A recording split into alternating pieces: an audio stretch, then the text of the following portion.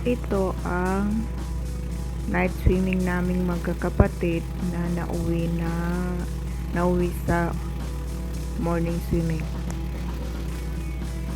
Kasi sobrang lakas ng ulan ng kinagabihan. Wala kaming nagawa kundi hintayin ang umaga.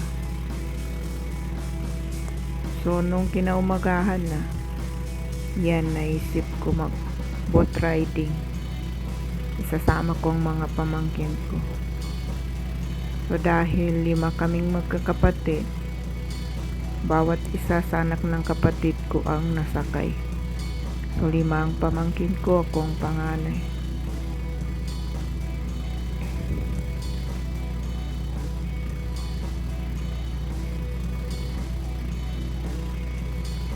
₱25 kada person, per person.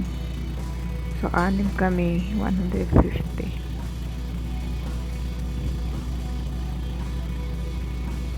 Sobrang saya pagkasama mo ang pamilya mo. First bonding naming magkakapatid na buong buo.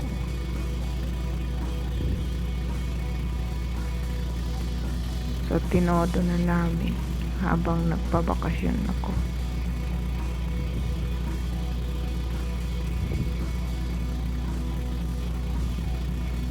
Sana maulit pa muli.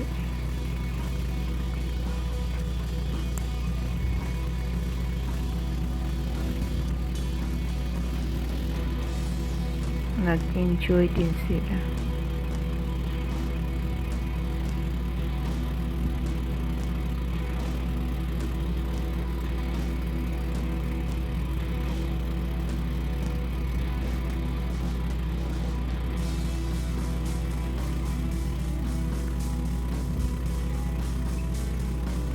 Ang ganda ng paligid, ang puti ng ulap.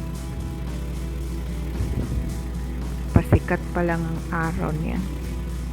Medyo madilim pa.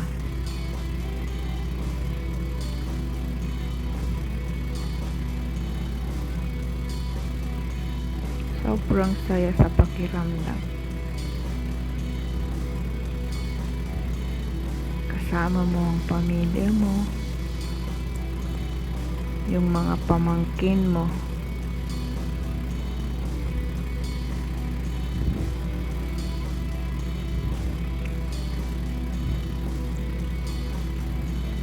Ilang taon hindi nagkikita-kita.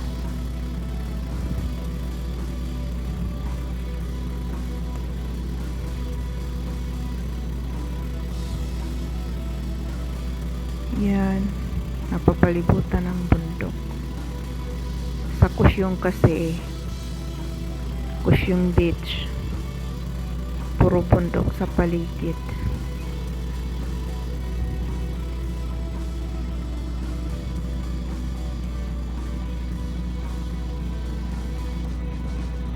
Nag-enjoy din sila.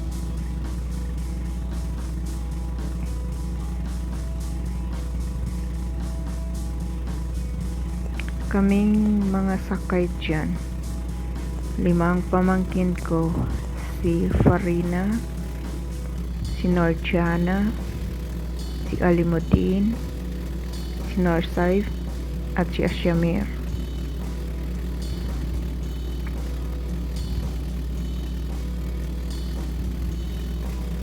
Akala ko pa daong na kami niyan. Yun pala, palibot pa ng isang beses.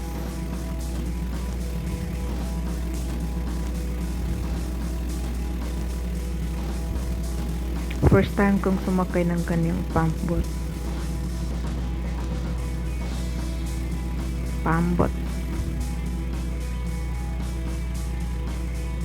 Kumpit ang tawag dyan sa amin. Ganyan ang sasakyan pang dagat. Iba naman ang sasakyan pang ilog.